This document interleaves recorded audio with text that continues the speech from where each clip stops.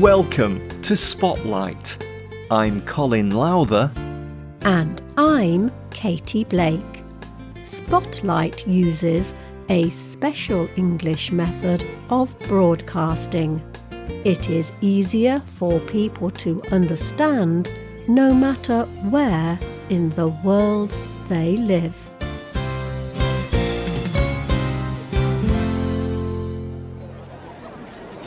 Imagine this. You are in a huge crowd. There are 100,000 people all standing very close to each other. You are searching for your friend. You know he is somewhere in this huge crowd. You start to look at all the faces around you. You call his name. Can you ever find him this way? This sounds like a bad dream, but it is the way Magellanic penguins find their mates. These big black and white seabirds do not fly, but they can swim very fast and walk very slowly. There is something else that is special about these birds. Magellanic penguins are monogamous. The penguins have the same mates for their whole lives. Today's spotlight is on these penguins and other creatures that can mate for life. During the winter, Magellanic penguins swim in the ocean. In the spring, they return to the land. They are ready to mate and have babies. However, the mates have been separated. Each penguin needs to find his or her mate again. The penguins all come to the same place. 100,000 penguins walk about. Each penguin looks for its mate. All the penguins are calling at the same time. It is a very noisy crowd. But each penguin can identify the sound of his or her own mate. This is the way they find each other again. For 30 years, a group of scientists has been studying these Magellanic penguins. The scientists are from the National Research Council of Argentina. They have found that the penguins sometimes travel as much as 10,000 miles in a year. But they always return to the same place. It is on the Patagonian coast of southern Argentina. One of the researchers is Dr. Pablo Garcia Borboroglu. He is president of the Global Penguin Society.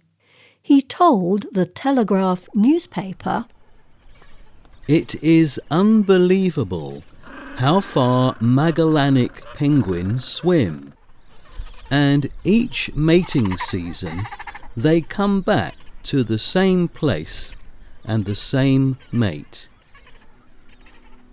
The penguins only look for a new mate if one of them dies, or they may leave each other if they fail to produce a baby one year. Then both of them will look for a new mate the next year. Researchers say that about 90% of birds are monogamous to some degree. Some of them remain together for one breeding season, but other birds are like the penguins. they stay together all their lives. Albatrosses live for up to 80 years. These large sea birds have wings that stretch more than 3 meters wide. They fly above the oceans for years, but they always return home to their nests to mate, and they remain with the same mate for their whole lives. Even some fish are monogamous. French angelfish live for about 15 years, and these black and yellow fish stay faithful to one mate all of that time. The male and female fish do everything together. They swim together, they defend their territory together, and they feed together. When one of them dies, usually the remaining mate will not look for a new mate. Among other animals, things are different. Mammals are animals that feed milk to their young. This group of animals includes people. Less than 5% of mammals mate for life. The most monogamous animals include wolves, otters, and foxes. These animals have just one mate. However, the males will have sex with another female if they have a chance. Why do some mammals, birds, and fish remain faithful to one mate, while others do not? In most cases, it is all about survival.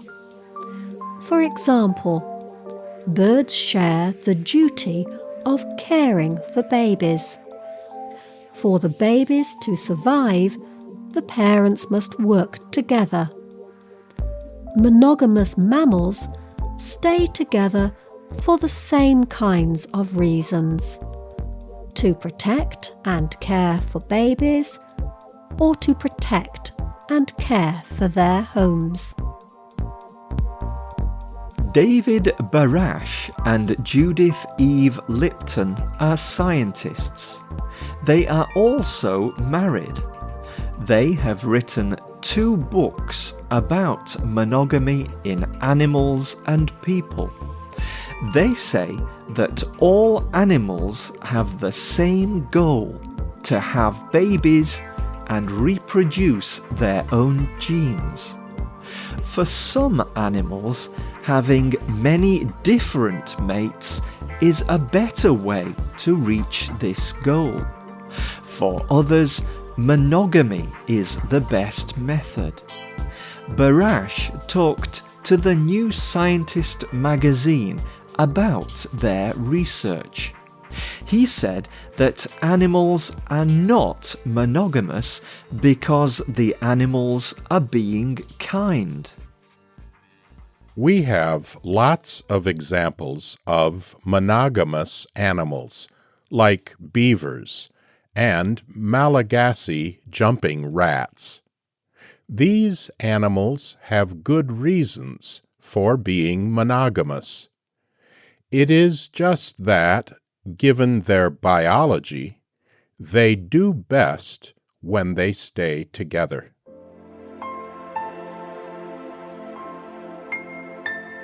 What about humans? Are people the same as other animals? Many human parents marry and stay together all their lives. But it is also very common to have sex with more than one person, with or without permission. Some people think this is only a matter of culture or of personal choice? Science does not have a clear answer either. Some scientists think there is a monogamy gene in humans.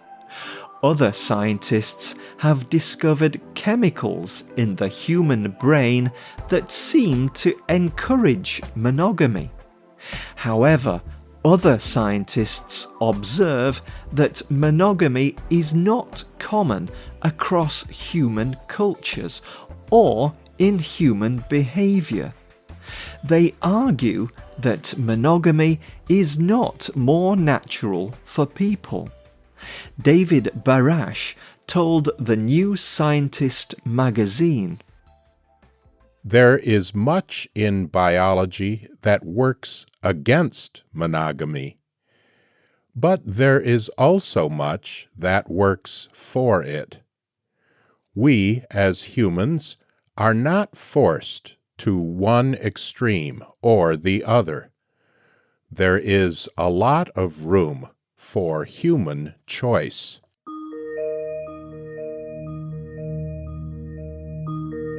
Christians believe that biology is not the most important part of this question.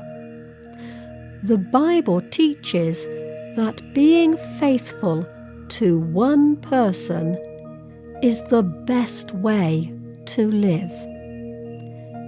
In the Bible, it says, "A man will leave his father and mother and be united to his wife, and the two people will be one body. So the two are not two, but one. God joined two people together. No person should separate them."